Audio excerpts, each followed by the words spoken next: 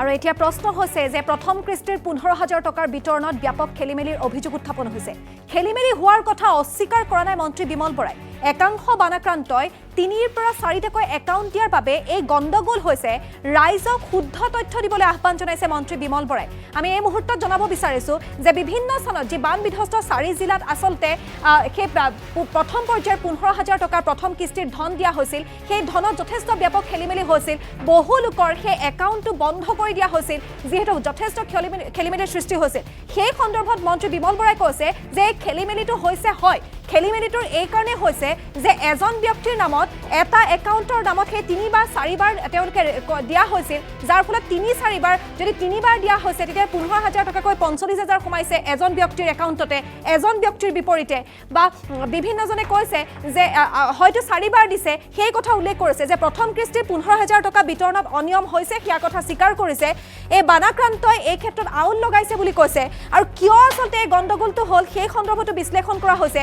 কালি এখন প্ৰেছ মিটৰ জৰিয়তে কৈছিল যে এজন ব্যক্তিৰ নামত হয়তো একেটা বেংক একাউণ্ট নাম্বাৰ দিছিল, 3 বা 4 বাৰ দিছিল, যাৰ ফলত প্ৰথম কিস্তিৰ 15,000 টকাকৈ 15,000 টকা সোমাব লাগে, কিন্তু সোমাইছে 30,000 টকা, 45,000 টকা। যদি 4 বাৰ দিছে তেতিয়াহ'লে সোমাইছে 60,000 টকা। সেই ক্ষেত্ৰত সেই একাউণ্টসমূহ বন্ধ কৰি দিছিল SBI। একাংশ বানাক্ৰান্তই 3ৰ পৰা 4টাকৈ একাউণ্ট দিয়াৰ বাবে এই গণ্ডগোল হৈছিল বুলি মন্ত্ৰী বিমল বৰাই কৈছিল। আৰু ৰাইজক শুদ্ধ তথ্য দিবলৈ আহ্বান জনাইছে মন্ত্ৰী বিমল বৰাই। প্ৰথম কিস্তিত কিয় খেলিমেলি হৈছে সেই কথা তথ্য সহকাৰে দাঙি ধৰিছিল মন্ত্ৰীগৰাকীয়ে।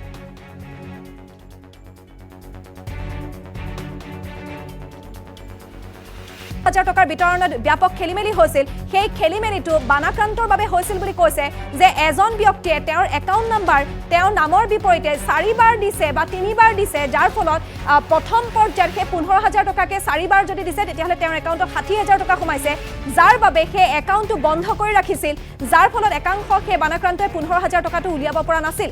3ৰ পৰা 4টাকৈ একাউণ্ট দিয়াৰ বাবে সেই গণ্ডগোলটো হৈছিল বুলি মন্ত্ৰী বিমল বৰাই উল্লেখ কৰিছে। আৰু সেইবাবে ৰাইজক শুদ্ধ তথ্য দিবলৈ আহ্বান জনাইছে যাতে এই সমস্যাসমূহ নহয়, এই সমস্যাসমূহৰ সমাধান কৰিব পৰা যায়।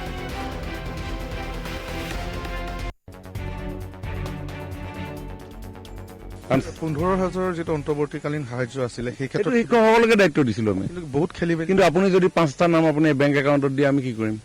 কালিতো মই কৈছোঁৱে নহয়, কালি মই কৈছোঁৱে যে এই যি 15,000 টকা মুখ্যমন্ত্ৰী ডাঙৰীয়াই অতি আন্তৰিকতাৰে অতি আগ্ৰহেৰে ঘৰখনত সোমাব পৰাকৈ ৰাইজৰ হাতত তুলি দিবৰ কাৰণে প্ৰয়াস কৰিছিলে, সেই প্ৰয়াসক ৰাইজ বুলি মই নকওঁ, কিছু লোকে এনেকুৱা ধৰণে কৰিলে। এতিয়া আপোনাৰ ধৰি লওক আব্দুল ৰৌফ 2টা একাউণ্ট নাম্বাৰ তেওঁ দি দিছে, তেওঁ 2 জেগাতে সোমাইছে। আব্দুল ছবৰ চৌধুৰী চাই লওক আপোনালোকে, মইতো মিছা কোৱা নাই, এই 2টা একাউণ্টত সোমাইছে। ঠিক তেনেধৰণে আপোনাৰ এইটো অভিষেক কুমাৰ শ্বাহ 2টা একাউণ্টত সোমাইছে। সানিকা বেগম মই দি দিম, এইটো আসমা বেগম 4টা একাউণ্টত। কিয় দিছে তেওঁলোকে 4টা একাউণ্ট? তেওঁলোককতো কোৱা হৈছে যে প্ৰত্যেক ঘৰত টকা 15,000। আদিত্য ৰঞ্জন বুঢ়াগোহাঁই 2টা একাউণ্ট কিয় দিব লাগে? আফচানা বেগম কিয়? ৰাইজে কৰিব তদন্ত।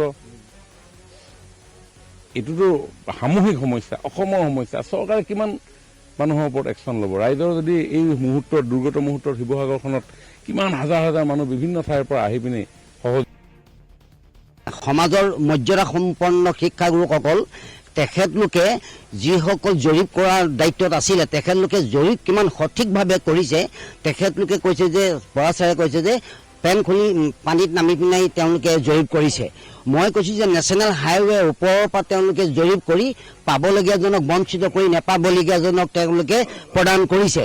যদি তেওঁ থিতাতে আছে 5 মিনিট নালাগে, তেওঁ স্পটত মই ভিজিট কৰাই দিম, তেখেতে এইজনে পাব লাগে নে এইজনে পাব লাগে, ক'ত পানীত হৈছে বিসংগতি ঘটিছে। গতিকে লৈ তাৰো এক উচিত তদন্ত হ'ব লাগে। যিসকল শিক্ষাগুৰুক সমাজে মৰ্যাদা দিয়ে, সেই শিক্ষাগুৰুসকলে যদি তেনেকুৱা কৰে তেতিয়াহ'লে কাৰ ওপৰত চৰকাৰে বিশ্বাস কৰিব?